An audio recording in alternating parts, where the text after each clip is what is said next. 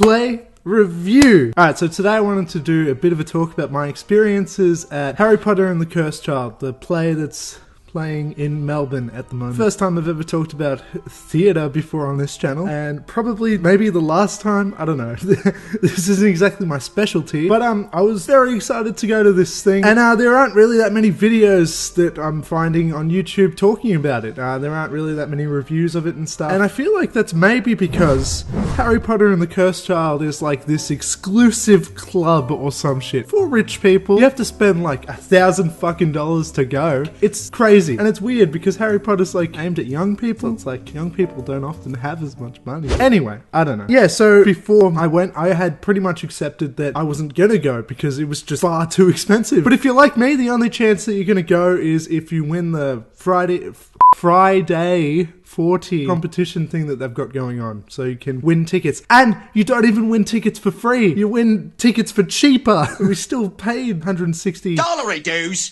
to buy us. Anyway, that's not the point. The point is, I want to do a bit of a review on, Harry Potter and the Cursed Child. And don't freak out, I'm going to avoid spoilers so that, if you haven't seen it, if you're thinking about going, maybe you'll find me, you'll come across this video and, well, figure out that it's totally worth it.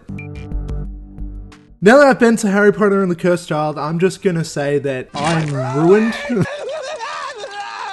In terms of plays and theatre and stuff. I don't think I'm ever gonna see something that's a live performance as good as this ever again in my life. Like, I've hit the peak, it's only downhill from here. And that kind of sucks, but I kind of do really believe that. This was fucking amazing. I know there's a lot of mixed opinions and reviews and stuff when it comes to the book and when it comes to this story. And I understand why. It's because they make Harry and his friends' lives definitive in terms of where they go after the 7th book, 8th movie. Which sucks, because, you want that stuff left to your imagination. There's an endless realm of possibilities of where these characters could have gone as adults, and it's kind of interesting and cool to think about where they went yourself, rather than something telling you definitively, this is it, this is where they end up.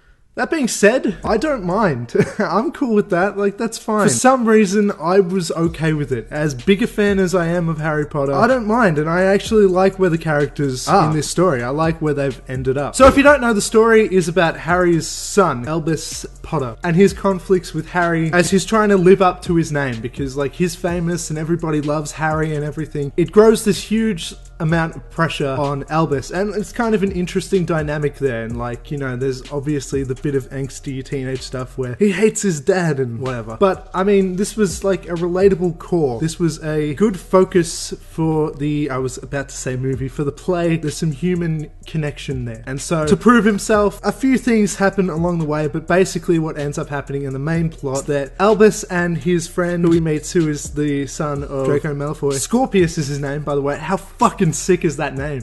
I want to change my name to Scorpius a little bit. It's a bit cringy, but it's also kind of awesome. Yeah, those two end up going on a bit of a time traveling adventure in order to save Cedric Diggory so he can prove something to his dad, I guess. And look, that motivation isn't the strongest ever, but it's, it's a vehicle in order to bring these characters together, and I don't know, it was enough motivation for me for the story to just play out like that, and I was fine with that because, alright, so this is maybe a biased opinion, but I was okay with it because of how fantastic the play was. I know a lot of people don't like the book, and maybe it's because that story isn't the strongest, but when you're watching the play, it does not matter. it blinds you, and you'll accept quite a lot of things, I feel like. It works as a play. Because pretty much everything during it blew me away. The theatrics of it, the acting is actually fucking spectacular. The woman that plays Ginny Weasley, fucking hell, she is a fierce woman. She plays that role intensely. And yeah, you really feel the emotions and everything when the actors are playing them out. And these actors, you gotta understand, they play the characters so well. Everybody plays these characters in such a realistic way. Especially the original characters from the series who are now grown up. They did fantastic fantastically in terms of developing and portraying how these characters most likely would have grown up. And it doesn't feel like they're just the exact same. There are changes, but obviously they're also similar. Like Ron is still, you know, a Joker, kind of pathetic. And I just felt like they dealt with the changes and similarities in a really intelligent way. Yeah, and not just the acting, like they had like little magic tricks going on throughout the whole thing. That was amazing. And it's like while you're watching it and after, you don't understand quite how they pulled some of the things off. It's like, I don't get that. And I don't know, maybe it's just like circus level silly magician shit. I'm not sure, but in the context of what's going on, and while they're acting convincingly, these small little magic tricks and stuff really just sink you more and more into this world. Like, it really makes you... I'm not going to say it. I am. It makes you believe in magic for a moment. And like, as lame as it is to say, this show is fucking magical. Like, it's amazing how much they can pull off in terms of creating an atmosphere with quite minimal stuff. Like, obviously, they're very limited in what they can do. They're just on a stage the whole time. But there's a lot of settings, there's a lot of locations and stuff in this story. And with just a few shifts of things and a few movements, a few objects here and there, you really buy into them being in a completely different place. And like, they've got like the smoke effects going on, and there's a lot of sound effects and music. This is an engrossing experience. There's all this magical stuff going on, and it feels even better. It feels even more immersive than watching the movies or reading the books, in my opinion. Since we won that competition thing that I was talking about, we were sitting second from the front, so we were like right at the front. We were really close. And I've never experienced a live show like that before. Like, the few that I've been to, I'm all the way at the back because I'm getting the cheapest tickets, you know. But yeah, sitting that far in front, like, you can see all their facial expressions, you can see all the details in the sets, you can see the spit coming out of the actors' mouths as they shout something. And yeah, it's really weird to think about, and again, this is my inexperience with plays, I guess, and being that close, but it's really weird to see people, just real life, you know, 4D people right in front of you, fucking meters away from you. It's like this personal kind of way of watching this kind of thing. It's like, if they screw up, they could fall on top of me. I could distract them if I cough. It kind of brings you this sense of responsibility to like support the actors, if that makes sense. When there are those intense argument scenes and stuff like that, you hold your breath for a moment. It's like, it's almost like it's awkward because you're just like sitting there watching these real life people argue about their personal things. And like, I've never really experienced anything like that before. And I was just glad, I was so glad I got the opportunity to see, of anything, I got to see Harry Potter in that way. That's a really immersive way to see that kind of thing. And I thought that was really cool. Again, I don't go to many plays, so maybe that is not exclusive to Harry Potter and the Cursed Child, that's just all plays, but I'm just talking about my experiences, so I thought it was worth mentioning. I think if you're ever interested in any of this kind of stuff, you should probably fork out the money to experience that kind of thing once, especially if it's something you love. That's hypocritical of me to say though, because I didn't. I won that competition thing. Well, my wife did. I take credit for that. I didn't even enter. My wife entered it. She won. And I got to come along. Anyway, the characters are really great. Harry is, like I said, this believable, strong character. He's just doing his best to be a father. His son, Albus, is like the naive kind of kid just trying to do his best, but like makes quite a few fuck-ups and stuff. And I mean, that's fun. His friend Scorpius is like, you're expecting, obviously, with a Malfoy, him to be an asshole, but he's like the sweetest, geekiest dweeb that you've ever seen in your life. He's basically Moss from the IT Crowd, and he was just kind of adorable. And he was probably my favorite character of the play. He'll probably be a fan favorite in general. And his dad, Draco Malfoy, is maybe the competing character to be my favorite in this play. Because, you know, Draco from the series is like obviously a little shit. He's a bully, he's an asshole, you fucking hate him. But in this is like this respectful, but still kind of mean-ish guy, but you understand where he's coming from. I thought that was fantastic. I love where they went with that character. He's a better person than he used to be, and I love that. So, the story basically goes along through this time travel stuff. I didn't quite like that the focus of the story was about Cedric Diggory because Cedric Diggory is in the movies and book. I don't remember the books, or I haven't read them. I don't know. But he's in the movies, at least, for like 2 seconds. Come on, like, I don't care about Cedric Diggory. Why are we going back to him? But that being said, I didn't mind that because all the characters had their certain personal motivations going on. And that was enough to hold up everything else that was maybe not quite as important or believable to me. So is the actual screenplay, playwright, script, whatever you call it, is that actually incredible and fantastic? Look, it has a few flaws, but honestly, I do think it's written pretty well.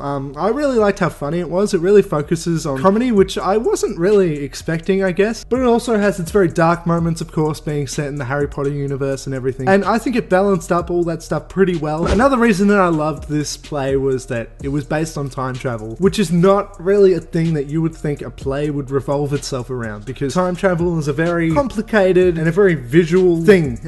But I mean, it works. It really works. You can't deny that they make that work. So I enjoyed that that's where it went quite a lot. But if you're not that big a Harry Potter fan though, I don't know if you'll have quite as good a time. There's a lot of references. There's a lot of talking about events from the past. There's a lot of expectations for who the characters are. There's a lot of explanations for things. Well, there's not a lot of explanations for things, I mean. You're expected to know quite a bit about this universe, and if you don't, you may be quite baffled by a few of the scenes, a few of the motivations and events. I'm up to speed. I'm very into Harry Potter. I was all into it. I'm like, oh yeah, cool, sick. I'm into that. I understand. I'm all on board. But if you're not a Harry Potter fan, and if you do not remember every detail, not every detail, but if you don't remember, you know, the main basic details, I don't know how enjoyable this is. It's probably still quite immersive and enjoyable and magical. It's probably still very fun to watch, and you'll probably follow along basically. But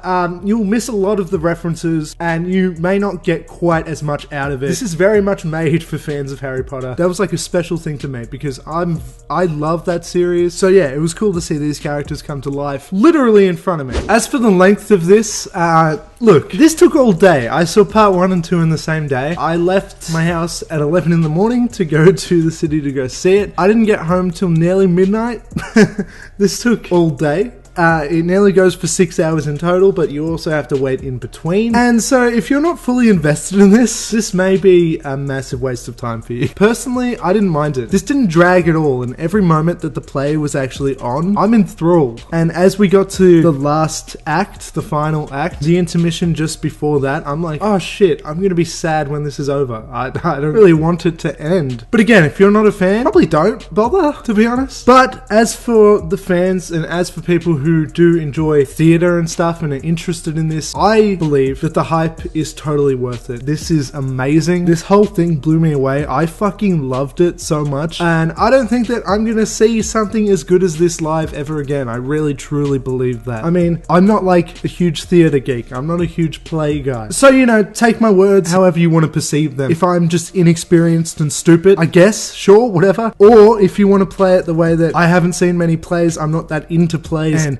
even I, the person who's not that into plays, fucking loved it. I mean, take it whichever way you want. I guess I can see both sides. Again though, maybe I'm a bit biased as well, because this is Harry Potter and I love Harry Potter, but I think that what they did with this material was brilliant. Whether you like the actual script or not, I think that it's just magical on stage. The music and everything, the atmosphere, they really bring it all together in this amazing way. And there's a lot of these, something else that I really liked about what they did on the stage and everything was that the transitional scenes, they had these little, they were kind of like dance scenes, kind of. It was all the side characters just moving the set stuff along the stage, and there were often distractions, so you're not looking at that kind of thing. But of course I'm like, wait, no, I want to see this. How are they doing this stuff? These little transitional scenes were just kind of cool. Like the music, especially behind it, really made it seem like this magical little moment. I keep using the word magical.